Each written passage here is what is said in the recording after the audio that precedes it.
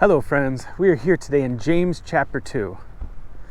Now James is speaking to a couple of very specific problems. We know from the last chapter that he was talking about rich people and poor people and how the rich people, they shouldn't be prideful of their riches. And the poor people should be proud of how they're living a life of faith.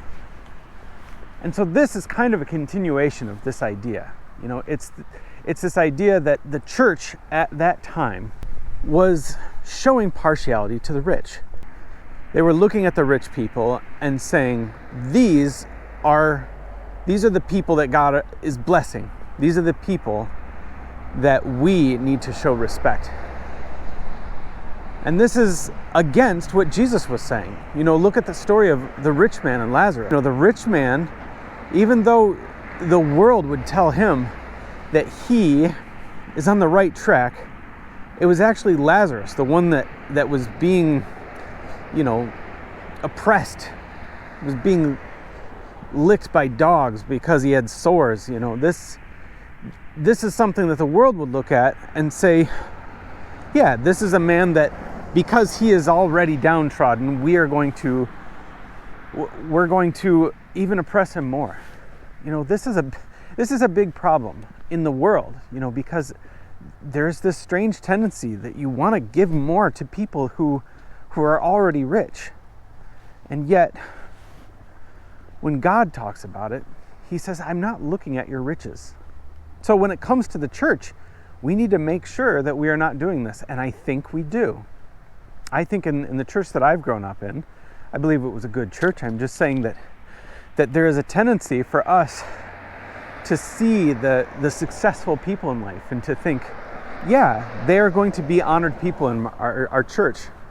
I remember there was a youth group that I went to a couple of times when I was growing up, and they had in their youth group a VIP section. And if you brought friends or something like that, you could be in the VIP section. And I know that's not based on money. It just felt very strange to me that a youth group would take some kids and they would say, oh, these are our very important people. Aren't we all the same? And I think that's what this chapter is saying. Don't show partiality. Not just rich and poor, but healthy and weak. People that are good at games and people that are not good at games. And I think that was a factor at this church. If you won this game that you were playing, you could sit in the VIP section. So some people always felt important and some people always didn't. And this is wrong. We need to look at the people and think we are all the same under God. We need to not show any partiality. So there's a second part of this chapter where it's talking to a very clear problem. There were people that were saying, look, I've been saved by grace through faith. I don't have to do anything. Oh, there's poor people over there. I don't have to do anything about it. There's widows and orphans. Look, I'm saved by grace. This has nothing to do with me. And that's a big problem. Now, it's important that we don't get this confused with how you are saved, because that is very clear throughout the scriptures. It says, you've been saved by grace through faith, and this not of works, lest any man should boast. But here it's saying, your faith is along with works. One of my favorite pastors growing up was J. Vernon McGee. And he says, it's faith that saves alone, but the faith that saves is never alone. It's kind of an order of operations issue that I see. When you put, adding and subtracting before the division and multiplication, you'll get a different answer, because there's a way, there's an order to these operations. You are saved by grace first. So the works that you do must be based first on the faith. It's important to know that you cannot be saved by works. James wouldn't say that, Paul wouldn't say that, nowhere in the Bible would say that. You cannot be saved by works. The question is, can you be saved by faith? And I'm saying a faith that does not have works. He's broadening the definition of faith here, and it's a good question. What is faith? What does it look like?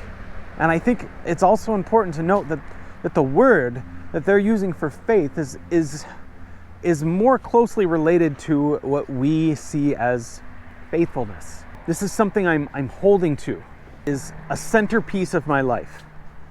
Something that I'm building my life around and that I cannot be taken away from it.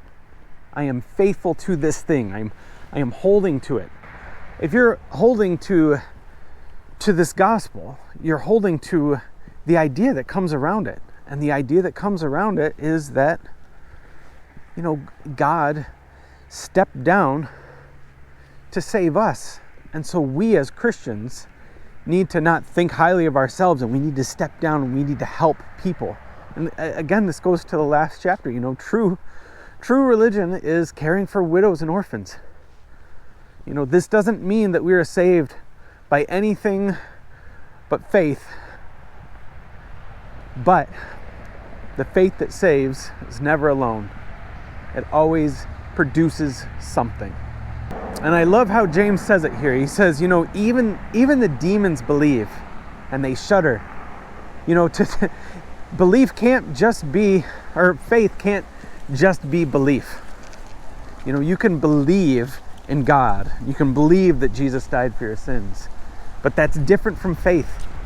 And I believe that if you truly do understand what God did for you by becoming a man, by dying on a cross, by coming here for us to save you and me, this is not something that has no effect on the way that you live.